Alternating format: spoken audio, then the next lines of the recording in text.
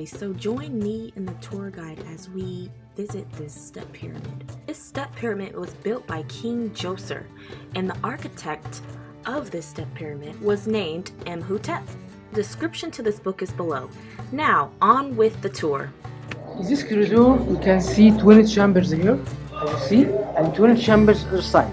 Why 20 here and 20 here? Because the number of the cities of ancient Egypt, 40 cities, 20 at Upper Egypt and 20 at Lower Egypt. Here's the number of the cities of Upper Egypt, and the other 20 chambers on the other side to refer the number of cities of Lower Egypt, by the way. The first one for the King Djoser at the front here. Second door at the back for every local god of every city, because in ancient Egypt we have 40 cities. For every city there was a local god to worship inside the city. So inside every chamber there were two statues. First one at the front for the King Djoser in this shape, Osiris position. Second one at the back for every local god for every city. Why? To ensure the ability and the control of Djoser above all of these cities under his control, as he is a controller king or a strong king. Base which is original, this base the only remained with the original ceiling, as you see, slabs of granite. Yeah, I see It's the only part which is original.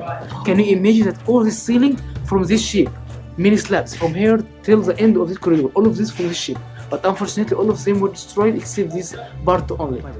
So firstly, the King Djoser went inside this change room to wear the white crown, the symbol of Upper Egypt, and come here, and he went inside every chamber to stand in front of the local god to read some prayers and to read some magical spells to take the approval from the god that I will be the king of your city, by the way.